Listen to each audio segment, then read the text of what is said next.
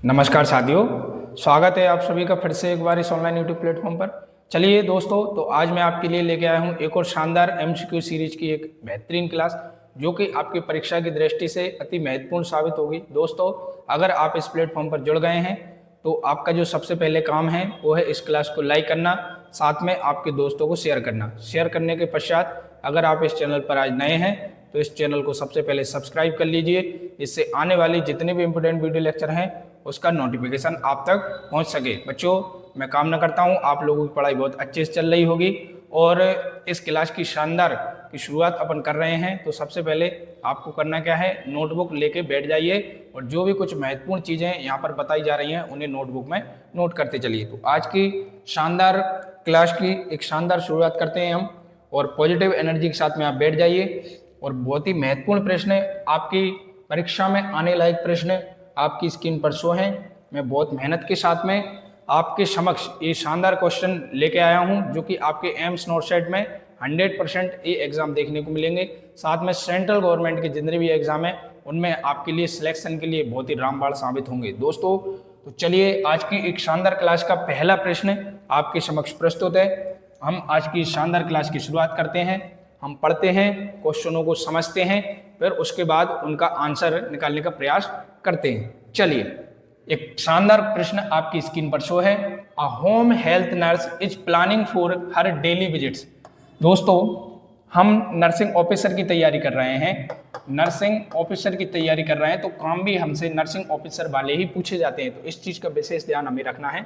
एक home health nurse है, प्रश्न में पूछा गया है, एक नर्स है होम हेल्थ नर्स जो प्लान कर रही है हर डेली विजिट्स, उसके डेली विजिट्स का which client should the home health nurse visit first. इन चारों ऑप्शनों में से कौन से वाले क्लाइंट की विजिट पहले करेगी, वो ये प्रश्न में पूछा गया है। तो इन चारों में से हमें एक प्रश्न हमें जो देखना है और इसमें से ये डिसाइड करना है कि क्लाइंट ऐसा कौन सा सीरियस क्लाइंट है जिस पर होम हेल्थ नर्स सबसे पहले विजिट करेगी।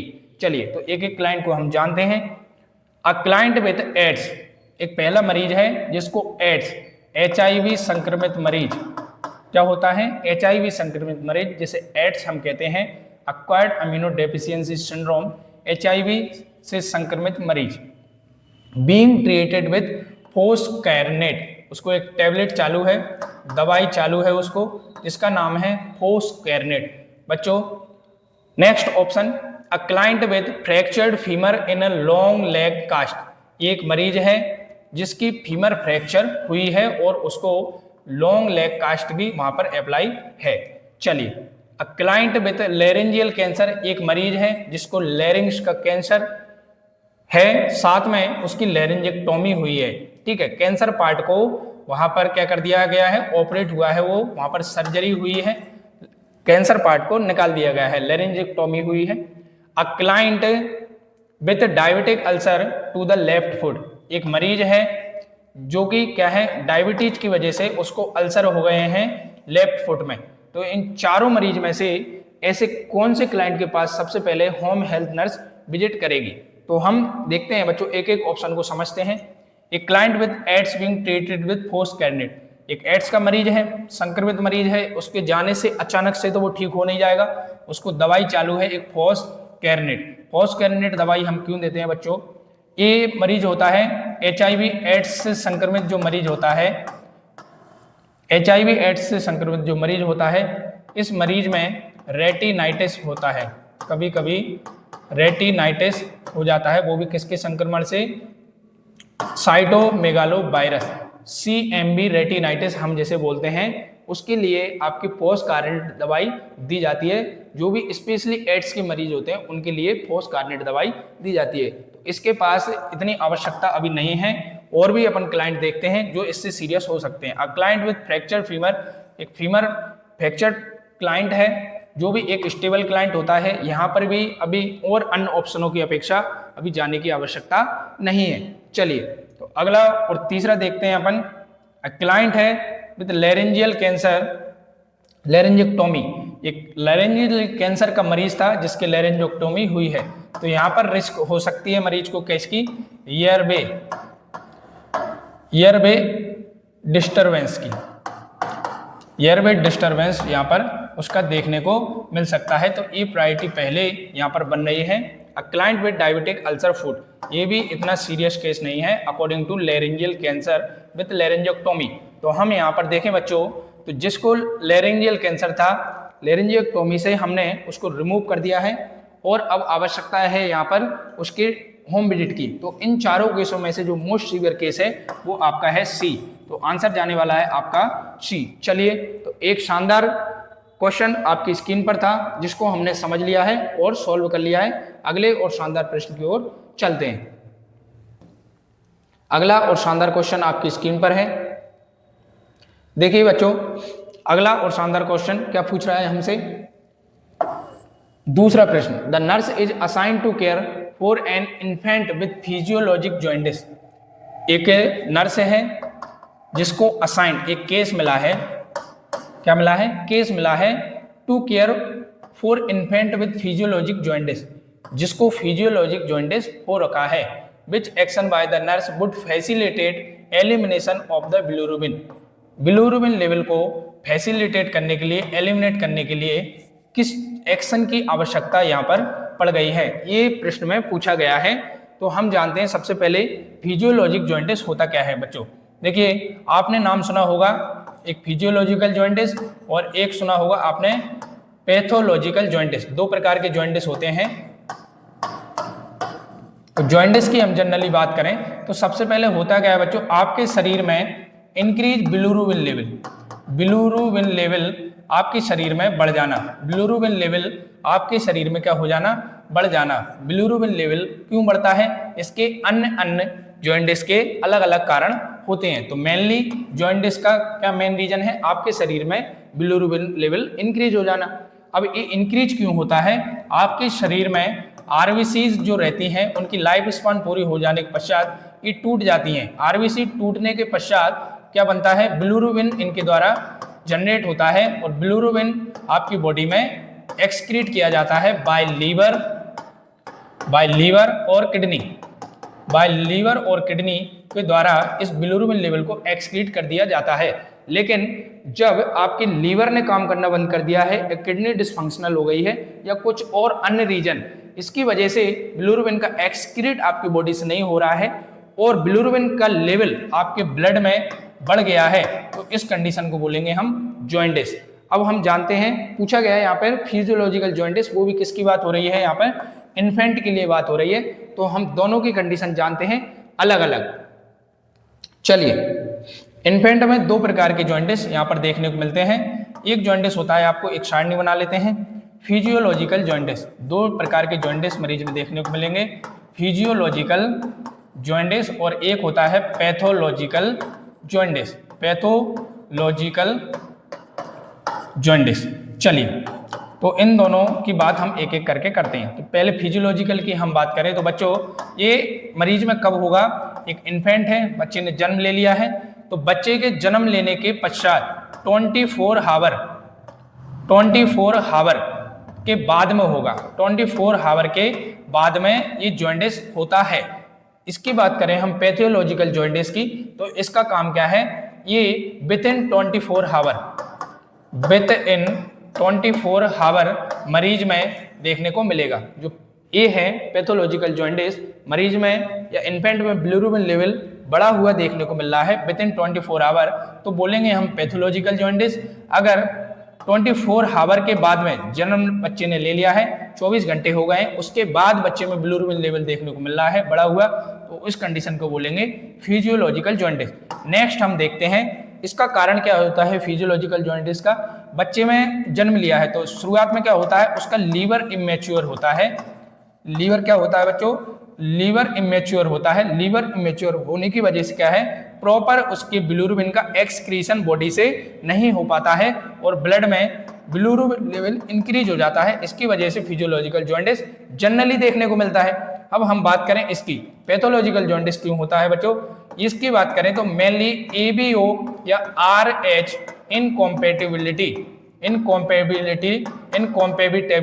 इसकी वजह से RH UBO इनकॉम्पेटेबिलिटी देखने को मिल रही है, इसकी वजह से पैथोलॉजिकल जॉइंटिस होने का खतरा इसमें रहता है। अब हम इसकी बात करें फिजियोलॉजिकल जॉइंटिस की, इसमें बिलिरुबिन लेवल कितना इंक्रीज होता है। हम जनरली बात करें तो 5 mg/dl से ज्यादा देखने को मिलता है। पीक लेवल की हम बात करें तो ये 2 से 3 दिन में पीक लेवल पे देखने को मिलता है। हाईएस्ट 12 से 16 mg/dl तक ये बढ़ा हुआ देखने को मिलता है, वो भी कितने दिन में, 2 से 3 दिन में। लेकिन इसकी बात करें पैथोलॉजिकल जॉइंटिस की, तो इसमें जो बिलिरुबिन लेवल होता है वो कितना इंक्रीज होगा। जनरली हम बात करें तो 5 mg/dl इंक्रीज ये बॉडी में होता है, लेकिन ये विद इन 24 आवर में ही पीक लेवल पर पहुंच जाता है और मैक्सिमम 17 mg/dl तक देखने को मिलता है। तो ये मोस्ट सीवियर माना जाता है, कौन सा, पैथोलॉजिकल जॉइंटिस।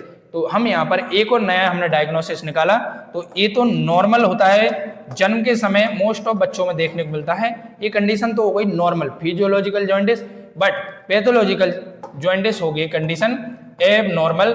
यहाँ पर तुरंत ही उसको ट्रीटमेंट की आवश्यकता पड़ेगी। चलिए, तो ये हमने मेन चीज यहाँ पर जान ली, फिजियोलॉजिकल जॉइंटिस और पैथोलॉजिकल जॉइंटिस के बारे में। जॉइंटिस क्या होता है, आपके शरीर में बिलिरुबिन लेवल का बढ़ना। तो यहाँ पर हम बात करें बच्चों, तो चलिए एक मेन कंसेप्ट आपने जान लिया। अब मैं बात करता हूँ इसके ट्रीटमेंट की। जॉइंटिस का ट्रीटमेंट आप किस प्रकार से करेंगे। बिलिरुबिन लेवल आपकी बॉडी में बढ़ा हुआ है, तो उस दौरान मेन जो काम रहता है वो क्या होता है, फोटोथेरापी हम मरीज को चालू करते हैं, जिससे बिलिरुबिन लेवल उसका एक्सक्रीट हो जाता है, नॉर्मल हो जाता है। दूसरा मेन, जब बहुत सीवियर कंडीशन होती है, सीवियर, तो डॉक्टर उस कंडीशन में क्या करते हैं, ब्लड ट्रांसफ्यूजन करने का भी बोल देते हैं। ब्लड ट्रांसफ्यूजन ये किस में आता है, फ्लूइड एडमिनिस्ट्रेशन में आता है, फ्लूइड एडमिनिस्ट्रेशन में ये आता है। तो हम बात करें मोस्टली इसका ट्रीटमेंट ये हम ऐसे कर सकते हैं, ये डॉक्टर के ऊपर डिपेंड करता है। चलिए, तो प्रश्न में हमसे क्या पूछा गया था, किस प्रकार से हम इसको फैसिलिटेट करेंगे। दोनों कंडीशन टर्म क्लियर हो गई, फिजियोलॉजिकल जॉइंटिस क्या होता है, पैथोलॉजिकल जॉइंटिस क्या होता है। अब यहाँ पे हम बात करें increasing an infant fluid intake, क्या आप जो इन्फेंट है उसको फ्लूइड इंटेक बढ़ाएंगे। तो आंसर गया आपका ए, मिल गया आपको आंसर। उसके बाद maintaining the infant body temperature at 98.6 degree Fahrenheit, ये मेंटेन करने की आवश्यकता है, बट ये फिजियोलॉजिकल जॉइंटिस को ठीक करने के लिए ठीक नहीं है। तो यहाँ पर ए वाली चीज तो गलत है। मिनिमाइज द टेक्टाइल स्टिमुलेशन, ये भी फिजियोलॉजिकल जॉइंटिस को ट्रीट करने के लिए सही बात नहीं कही। यहाँ पर डिक्रीजिंग कैलोरी इंटेक डिक्रीज करने की वजह से यहाँ पर फिजियोलॉजिकल बिलिरुबिन जो जॉइंटिस देखने को मिल रहा है वो कंडीशन ठीक नहीं होगी। चलिए, तो हमारा राइट आंसर क्या गया, increase the infant fluid intake, जिससे क्या होगा, एलिमिनेट हो जाएगा बिलिरुबिन। किडनी क्या करेगी, किडनी के द्वारा क्या होगा, फ्लूइड को एक्सक्रीट किया जाता है, एक्सक्रीट किए जाते हैं, जिससे क्या होगा, बिलिरुबिन लेवल मेंटेन बना रहेगा। किडनी के द्वारा एक्सक्रीशन किया जाता है, तो इस दौरान क्या होगा, बिलिरुबिन किडनी की एक्सक्रीशन से बाहर निकल जाएगा और बच्चा नॉर्मल हो जाएगा। बच्चों, एक और चीज मैं आपको बता दूं, यहाँ पे डिसअपियर से रिलेटेड क्वेश्चन आता है। डिसअपियर से रिलेटेड एक क्वेश्चन आता है। एक तो होता है फिजियोलॉजिकल जॉइंटिस, अभी मैंने बताया, एक होता है पैथोलॉजिकल जॉइंटिस। तो फिजियोलॉजिकल जॉइंटिस जो होता है, फिजियोलॉजिकल जॉइंटिस जो होता है वो डिसअपियर हो जाता है कितने में, 2 to 3 वीक में, 2 to 3 वीक में। लेकिन इसको डिसअपियर होने में टाइम लगता है, ये 3 से और मंथ तक भी ले लेता है इसको डिसअपियर होने में। तो इसलिए इसको सीवियर माना जाता है और ये जनरली पेशेंट में देखने को मिलता है। चलिए, तो ये शानदार क्वेश्चन था आपकी स्क्रीन पर।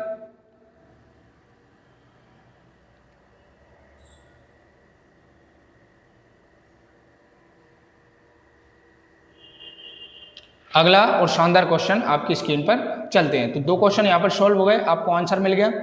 अगला और शानदार क्वेश्चन अपन पढ़ते हैं और जवाब निकालने का प्रयास करते हैं।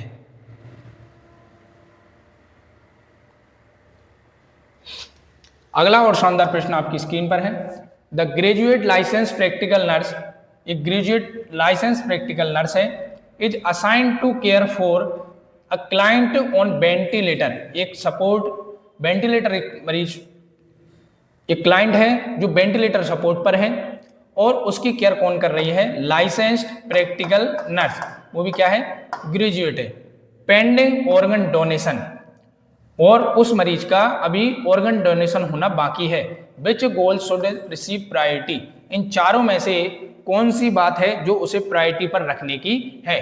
तो जो आप ग्रेजुएट लाइसेंस प्रैक्टिकल नर्स है, जिस एक मरीज है वेंटिलेटर पर है और उसका ऑर्गन डोनेशन होना है, इन चारों में से कौन सी चीज है जो वो प्रायोरिटी पर रखेगी। तो चलिए हम जानते हैं बच्चों एक एक करके। तो पहले तो आप जानो पेंडिंग ऑर्गन डोनेशन, जो ऑर्गन डोनेट करता है उस वाले पेशेंट को बोलते हैं कैडेवर पेशेंट। क्या बोलते हैं, कैडेवर पेशेंट। जो ऑर्गन डोनेट करता है उस वाले मरीज को बोलते हैं कैडेवर पेशेंट, ऑर्गन डोनेट करने वाले मरीज। अब इनमें क्या होता है, जब भी कोई ऑर्गन डोनेट हम कर रहे हैं उस दौरान हमको देखना पड़ता है जो ऑर्गन है उसमें क्या है, जो भी ऑर्गन हम डोनेट कर रहे हैं उसमें प्रॉपर ब्लड सप्लाई होनी चाहिए। क्या होनी चाहिए, प्रॉपर ब्लड सप्लाई होनी चाहिए, प्रॉपर ब्लड सप्लाई होनी चाहिए, मेन चीज ये है। तो इसमें से इस ऑर्गन फंडे को समझ के हम इन चारों का आंसर निकालने का प्रयास करते हैं। तो maintain the client systolic blood pressure at 70 mm Hg और greater, 70 mm of Hg systolic pressure को मेंटेन करके रखेंगे। Maintenance the client urinary output greater than 300 cc पर हावर में कम से कम 300 cc यूरिन आउटपुट होना ही होना चाहिए। Maintain the client body temperature और greater than 33 degree fahrenheit, rectally अगर हम टेम्परेचर लें तो 33 डिग्री टेम्परेचर से अधिक होना चाहिए। Maintain the client हेमेटोक्रेट less than 30%, हेमेटोक्रेट level client का 30% से कम होना चाहिए। तो इन चारों में से जो राइट आंसर जाने वाला है वो है, राइट आंसर क्या है आपका ए। बच्चों सिस्टोलिक ब्लड प्रेशर को हम 70 mm ऑफ Hg और ग्रेटर रखेंगे क्योंकि ये जिम्मेदार होता है प्रॉपर ब्लड सप्लाई के लिए। किसके लिए, कि ऑर्गन के लिए प्रॉपर ब्लड सप्लाई होती रहे, और जब तक हम उसका ऑर्गन डोनेशन नहीं कर देते तब तक हमें बीपी मैनेज करके रखना है। बीपी मैनेज रहेगा तो उस ऑर्गन को ब्लड सप्लाई प्रॉपर होती रहेगी और हम उस ऑर्गन को डोनेट कर सकते हैं। दूसरा प्रश्न अगर पूछ लिया जाए, ऑर्गन डोनेशन करने वाले मरीज का क्या नाम होता है, उसे कैडेवर पेशेंट बोलते हैं। कौन सा पेशेंट बोलते हैं, कैडेवर पेशेंट। चलिए अगला और शानदार प्रश्न आपकी स्क्रीन पर। नेक्स्ट,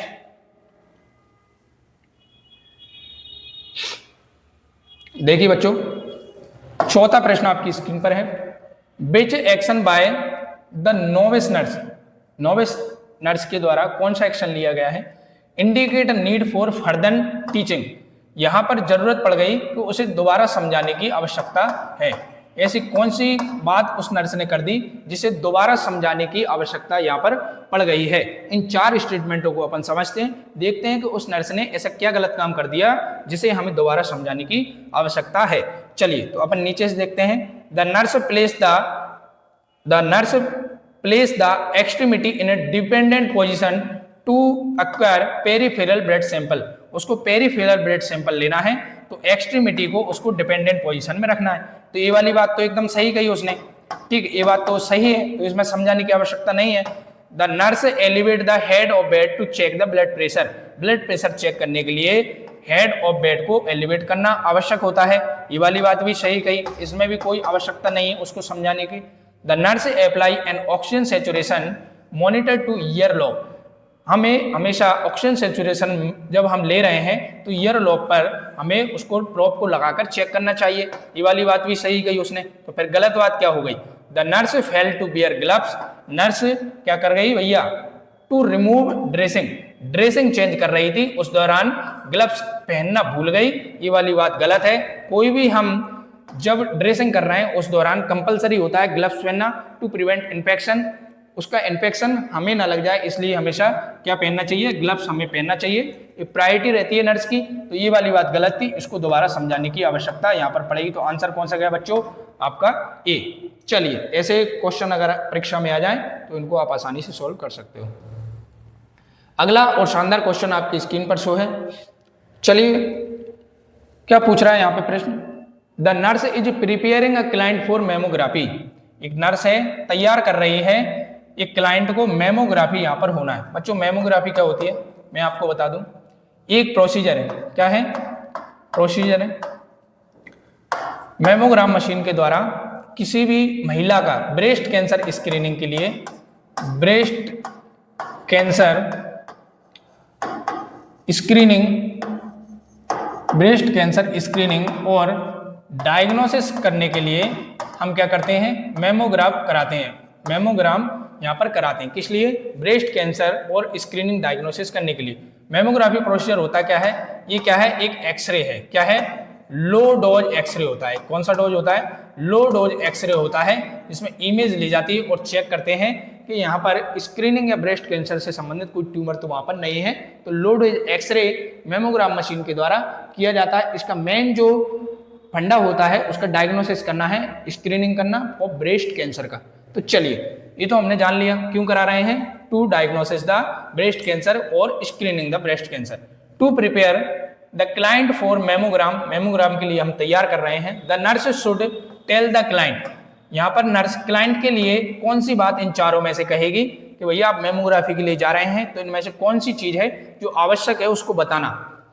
सबसे पहली बात, to restrict her fat intake for 1 week before the test. ये टेस्ट होने वाला है माता जी, और आप 1 वीक पहले, 1 सप्ताह पहले फैट वाली डाइटों को क्या कर दीजिए, बंद कर दीजिए। क्या कर दीजिए, बंद कर दीजिए। बंद करने के लिए कह रही है। दूसरा, टू ओमिट क्रीम पाउडर और deodorants before the exam. Examination से पहले आपको क्रीम पाउडर और डिओडोरेंट्स लगाकर नहीं जाना है।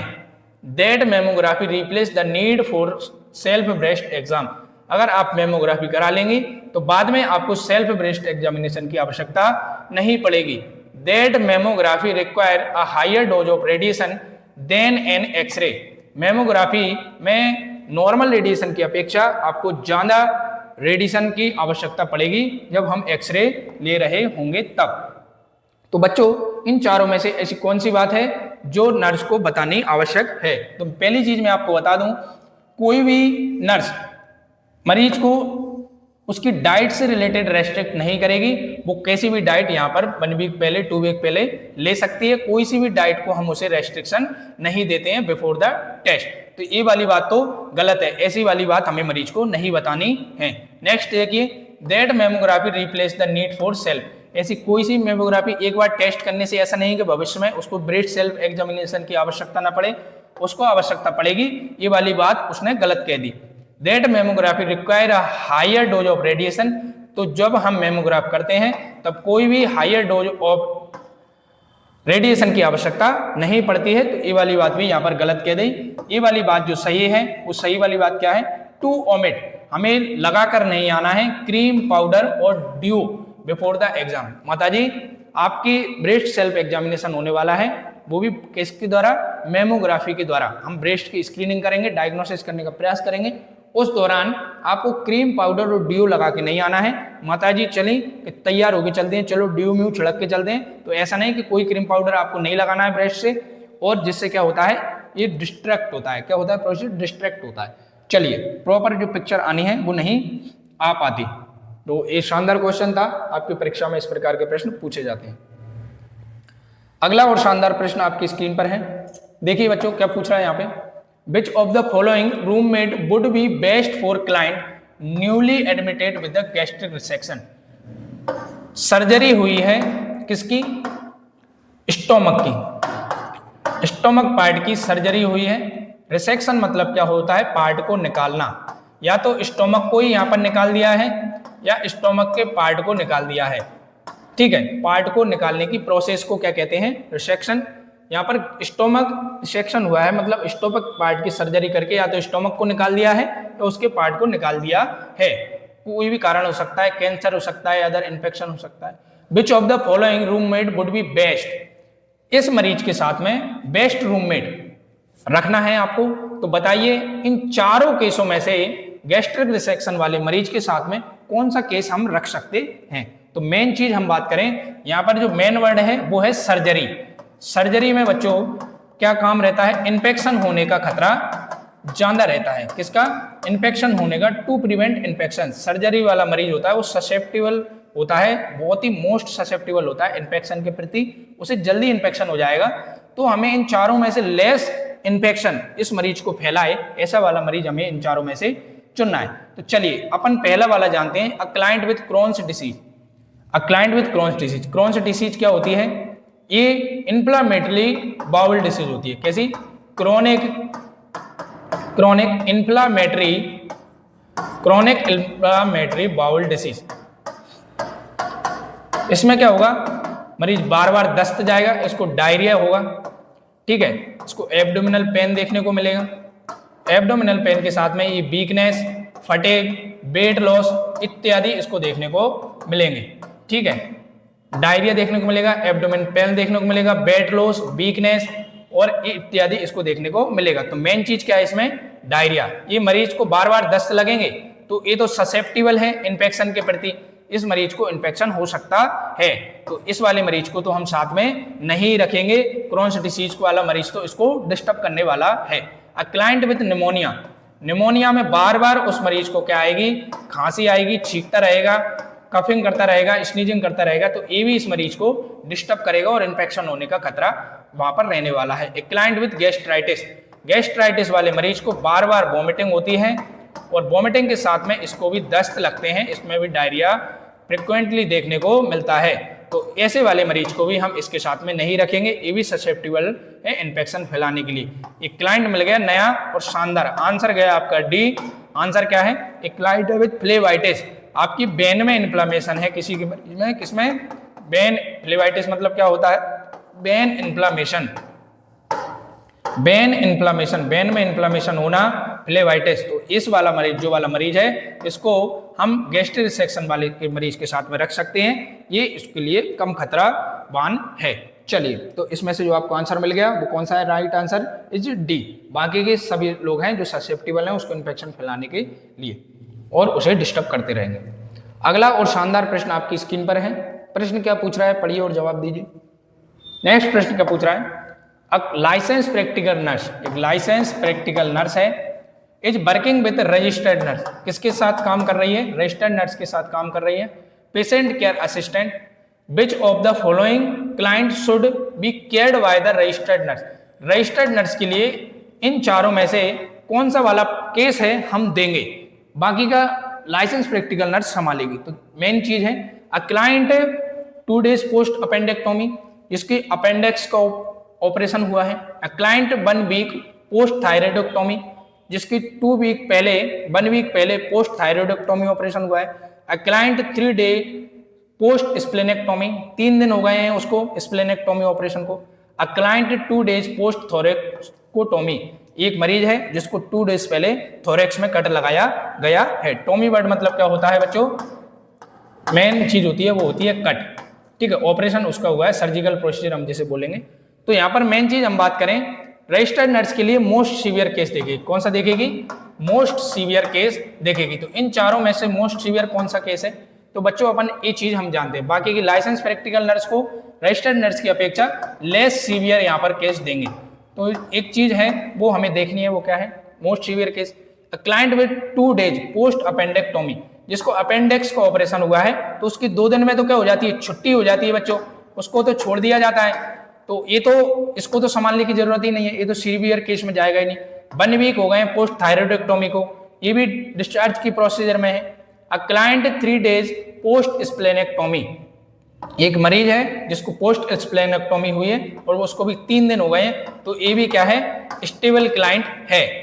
अ क्लाइंट 2 days पोस्ट थोरेक्टोमी, थोरेक्टोमी उसकी हुई है, तो ये ससेप्टिबल है, इसके एयरवे में ऑब्स्ट्रक्शन आ सकता है, एयरवे ऑब्स्ट्रक्शन में इसमें देखने को मिल सकता है और मरीज को डिस्कम्फर्ट और आदि चीजें देखने को मिलेंगी। तो ये वाला तो गया रजिस्टर्ड नर्स के लिए, ये वाला केस कहाँ गया, रजिस्टर्ड नर्स के लिए, और स्टेबल वाला दे देंगे अपन लाइसेंस प्रैक्टिकल नर्स के लिए। बाकी के ये जो 2 दिन हो गए अपेंडेक्टोमी और इसको 1 week वाले, ये डिस्चार्ज प्रोसीजर में चले गए, इनकी आवश्यकता अभी नहीं है, ये मोस्ट सीवियर केस नहीं है, ये लेस सीवियर है और ये सबसे मोस्ट सीवियर केस है, जिसे देखेगी राइट आंसर कौन गया, डी। तो राइट आंसर गया डी, जिसे देखेगी रजिस्टर्ड नर्स। कौन देखेगी बच्चों, रजिस्टर्ड नर्स।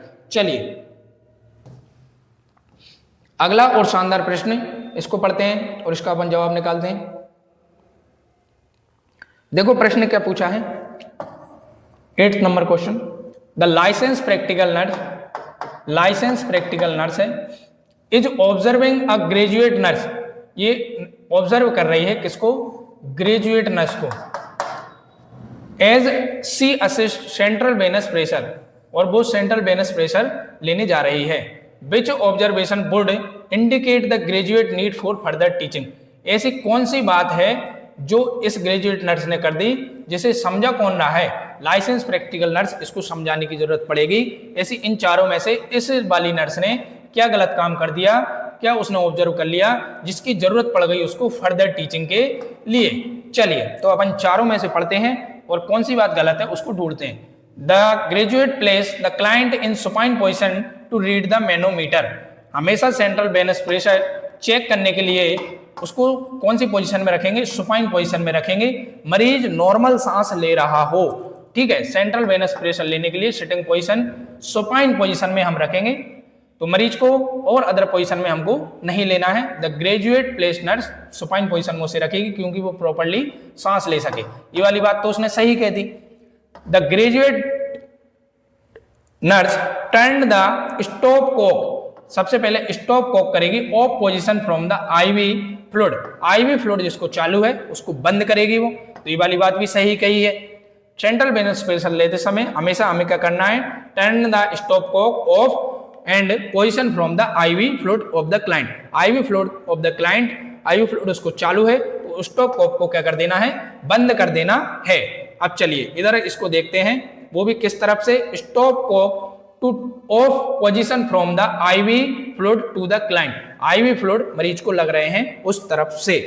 अब यहां पर हम बात करें, the graduate instruct the client to perform Valsalva maneuver during the central venous pressure reading. Valsalva maneuver क्या होता है बच्चों, ये एक प्रोसीजर होता है।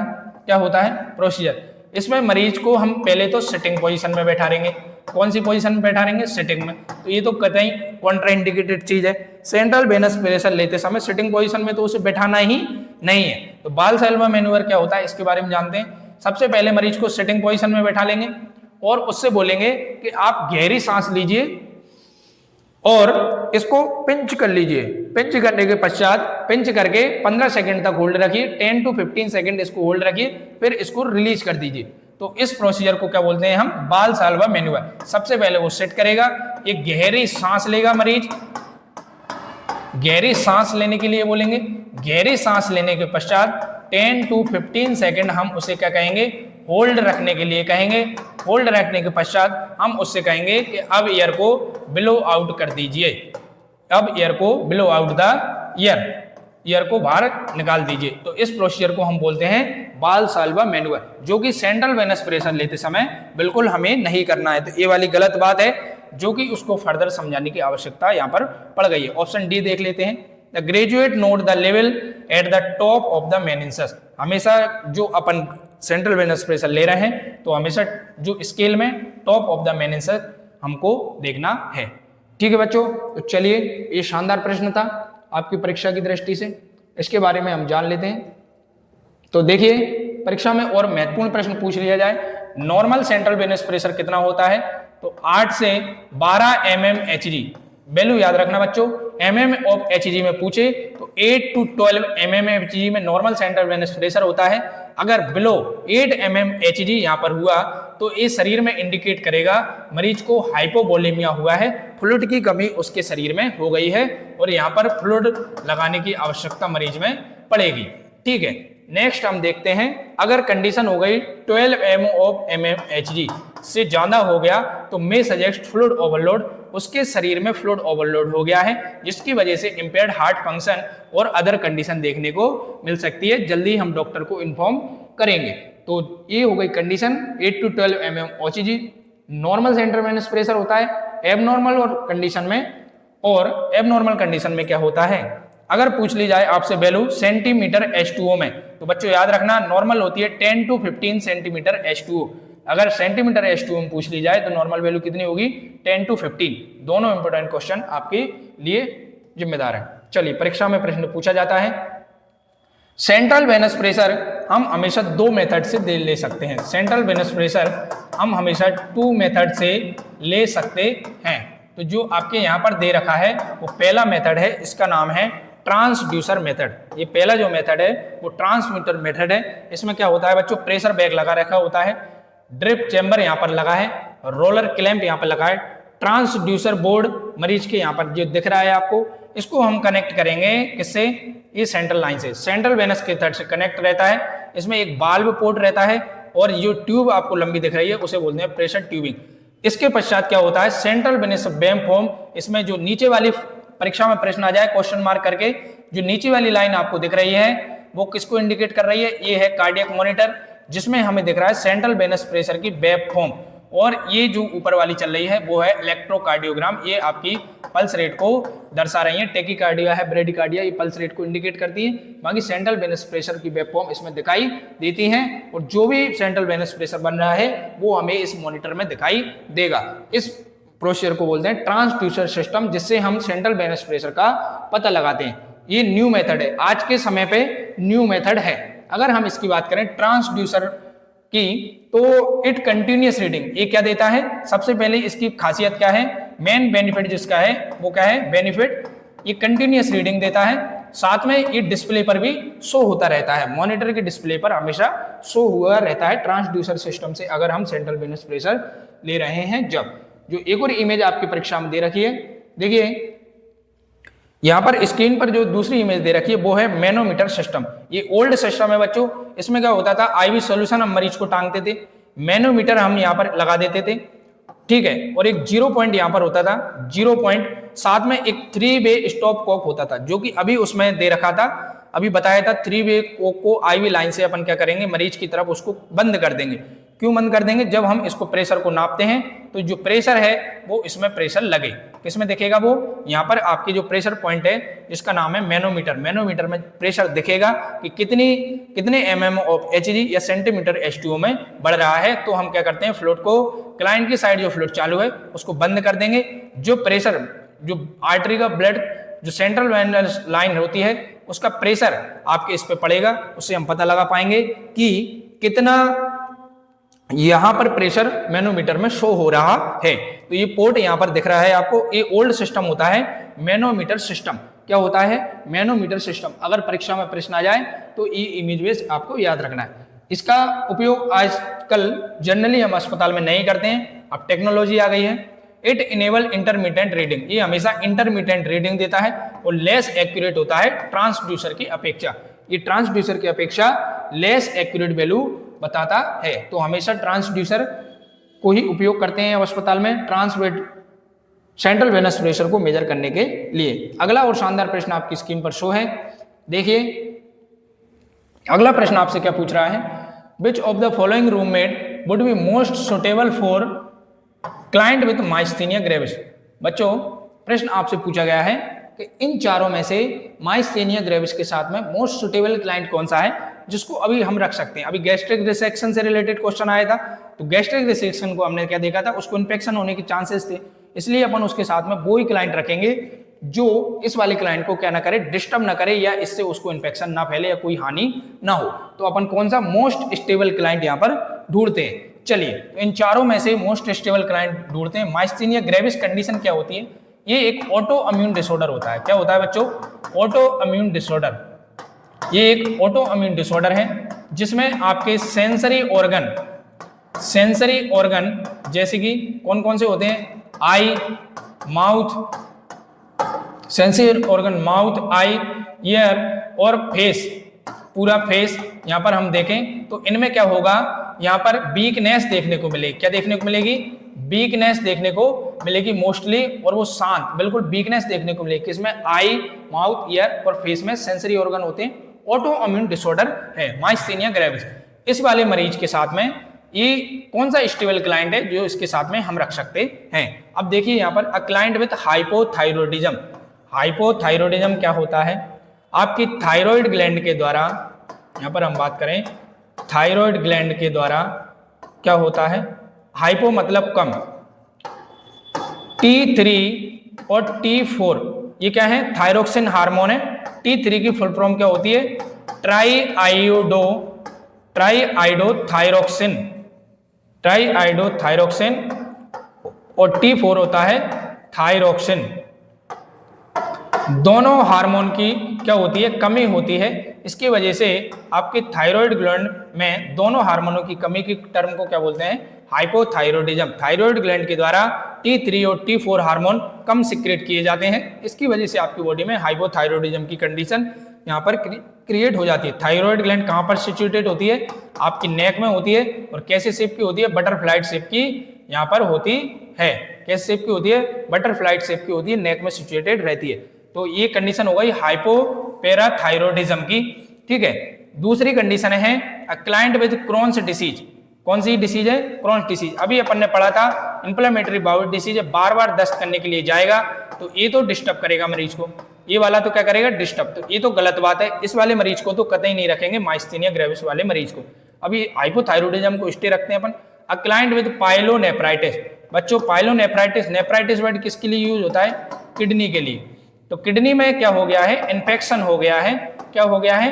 इन्फेक्शन हो गया है। वो भी पाइलो वर्ड करते हैं अपर यूरिनरी ट्रैक्ट, UTI, अपर यूरिनरी ट्रैक्ट इन्फेक्शन इस मरीज को हुआ है। बार बार कहां जाएगा? यूरिन पास आउट करेगा। क्या करेगा? बार बार यूरिन पास आउट करेगा। तो ये भी इस मरीज को क्या करेगा? डिस्टर्ब यहां पर करेगा। बार बार यूरिन पास आउट करने जाएगा तो ये भी इस मरीज को डिस्टर्ब करेगा। तो इस मरीज को माइस्थेनिया ग्रेविस के साथ में नहीं रखेंगे। अ क्लाइंट विद ब्रोंकाइटिस, एक मरीज है नया ब्रोंकाइटिस का, बार बार क्या करेगा? कफिंग करेगा, खांसेगा, छींकेगा, ठीक है। तो ये भी इस मरीज को क्या करेगा? डिस्टर्ब करेगा। तो इसको भी अपन इसके साथ में नहीं रखेंगे। तो इन चारों ऑप्शन में जो मोस्ट स्टेबल क्लाइंट है वो हाइपोथायरॉयडिज्म वाला मरीज है, आराम से सोता रहेगा और इस मरीज को डिस्टर्ब नहीं करेगा। तो राइट आंसर कौन सा गया आपका? ए। राइट आंसर कौन सा गया आपका? ए। चलिए बच्चों, अगला और शानदार प्रश्न अपन देखते हैं। आज की क्लास का आखिरी प्रश्न जो कि परीक्षा में पूछे जाने के लिए बहुत ही महत्वपूर्ण प्रश्न है। पूछा गया है, nurse employed in emergency room, nurse की ड्यूटी लगी है इमरजेंसी रूम में, is responsible for triage of 4 client, और उसको जिम्मेदारी मिली है ट्राइएज में 4 मरीज हैं उसके पास आए हैं, injured in motor vehicle accident, जिनका मोटर व्हीकल एक्सीडेंट हुआ है और उसके पास 4 पेशेंट आए हैं ट्राइएज के अकॉर्डिंग, ट्राइएज वार्ड में उसकी ड्यूटी लगी है, ठीक है। रेस्पॉन्सिबल है, which of following client should B receive priority, triage के अकॉर्डिंग सबसे पहले उस कौन सी वाली क्लाइंट की केयर करेगी, यहाँ पर सबसे पहला क्लाइंट कौन सा है ट्राइएज के अकॉर्डिंग जिसको केयर करेगी। तो सबसे पहले बच्चों हम ट्राइएज को ही जान लेते हैं। ट्राइएज होता क्या है मैं आपको अच्छे से समझा देता हूं पीपीटी के लिए। देखो ट्राइएज में मेनली कितने कोड रखे गए हैं? 4 कोड रखे गए हैं। नंबर से हम 1 2 3 और नो प्रायोरिटी, पहले वाले को रेड कलर में रखा गया है, इसे अपन प्रायोरिटी बेस फर्स्ट पे रखते हैं। किस पे रखते हैं? फर्स्ट पर। सेकंड होता है येलो, जिसे हम प्रायोरिटी बेस सेकंड पर रखते हैं। थर्ड होता है प्रायोरिटी बेस तीसरे नंबर पर, और जो चौथे नंबर पर होता है उसकी प्रायोरिटी होती नहीं है क्योंकि वो ब्लैक कलर। तो कलर अगर आपसे पूछा जाए, रेड को priority first, yellow priority second, green priority third और फोर्थ नो प्रायोरिटी। नेम की बात करें, इमीडिएट इमरजेंसी, रेड कलर में अगर कोई आ रहा है तो उसको सबसे पहले केयर करनी पड़ेगी। नंबर 1 पर सबसे पहले इस वाले मरीज को केयर करने की आवश्यकता है। अगर येलो में अगर वो मरीज आ रहा है तो अगर रेड वाला मरीज नहीं है तो इसको हम दूसरे नंबर पे रखेंगे। दूसरे नंबर पर केयर करने के लिए येलो के रखेंगे, और मिनिमल इसको तीसरे नंबर पर हम केयर के लिए रखेंगे। और यहाँ पर एक्सपेक्टेड डेथ, क्योंकि चौथे नंबर जो है ब्लैक कलर कोडेड, इसमें मरीज की या पेशेंट की मृत्यु हो चुकी होती है तो उसको हम लास्ट में लेते हैं। अब यहाँ पर हम बात करते हैं इस ट्राइएज, इस सिस्टम को क्या बोलते हैं? ट्राइएज। मरीज की कंडीशन के आधार पर इन कोडों को अपन ने डिवाइड किया गया है। तो रेड और इमरजेंसी में कौन कौन से पेशेंट आएंगे? Live in immediate danger and require immediate treatment, जैसे कि कोई मरीज हार्ट फेलियर का मरीज है, ठीक है, उसकी सीवियर ब्लीडिंग उसको हो रही है, ठीक है, सीवियर ब्लीडिंग हो रही है, बहुत खतरनाक फ्रैक्चर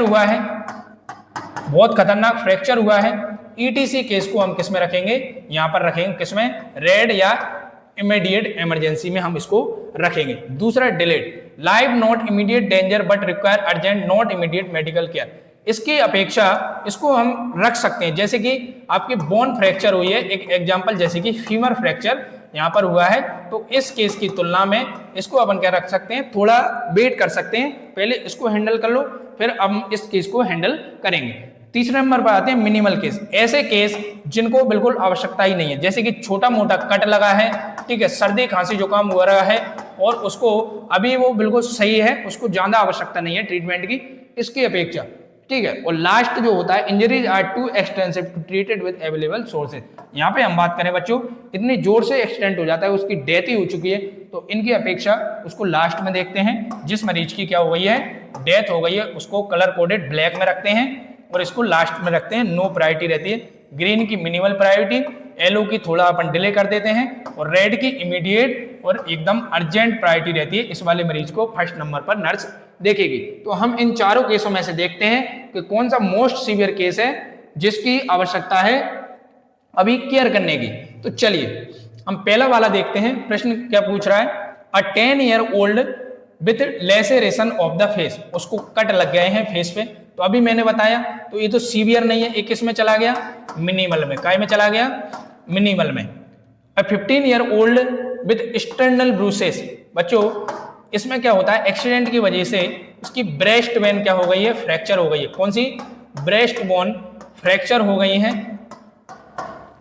ब्रेस्ट बोन फ्रैक्चर हो गई है और उसके साथ में वहां का कार्टिलेज, कौन, कार्टिलेज क्या हो गया है, इकट्ठा हो गया है। क्या हो गया है, इकट्ठा वहां पर हो गया है, जिसकी वजह से वहां पर क्या देखने को मिल रहा है, ब्रूसेस देखने को मिल रहा है, एक्सटर्नल ब्रूसेस देखने को मिल रहे हैं, एकदम से मोस्ट सीवियर केसेस। तो ये कंडीशन हो गई बच्चों सीवियर, क्या हो गई, सीवियर केस में हम इसे रखेंगे। ये हो गई बिल्कुल अर्जेंट कंडीशन, क्योंकि इसमें उसको कफिंग, पेन और बहुत सारी कंडीशन देखने को मिलेंगी, क्योंकि उसके सीरियस एक्सटेंट हुआ है, उस दौरान उसके क्या हो गए, एक्सटर्नल ब्रूसेस बन गए और वहां पर वो चीजें थी वो क्या हो गई, सुकड़ गई एक जगह पे। 34 year old client with fractured femur, सिर्फ फीमर फ्रैक्चर्ड हुई है, तो इसको अपन डिलेड में रखेंगे। किस में रखेंगे, डिलेड में हम रखेंगे। और 15 year old with dislocation of elbow, ये भी डिलेड में चला जाएगा। तो ये मरीजों को हमने इतनी आवश्यकता नहीं है। फर्स्ट प्रायोरिटी पर जो राइट आंसर जाएगा वो कौन सा जाएगा, ए।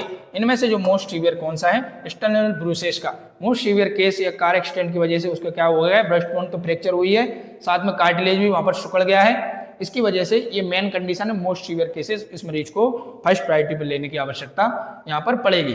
तो दोस्तों आज की शानदार क्लास आपके लिए बहुत महत्वपूर्ण रहेगी। ऐसे प्रश्न जनरली यूट्यूब पर कम ही दिखाई दिए जाते हैं, तो ये प्रश्न आपके लिए बहुत ही महत्वपूर्ण है। और लेक्चर बाय धाकड़ सर में आपका बहुत ही हार्दिक वंदन, अभिनंदन। इस चैनल पर आप आज नए थे तो इस चैनल को सबसे पहले आप सब्सक्राइब कर लीजिए, जिससे आने वाले जितने भी इंपॉर्टेंट वीडियो लेक्चर हैं उसका नोटिफिकेशन आप तक पहुंच सके। सभी का बहुत बहुत धन्यवाद इस क्लास में जुड़े रहने के लिए। मिलते हैं अगले वीडियो लेक्चर में।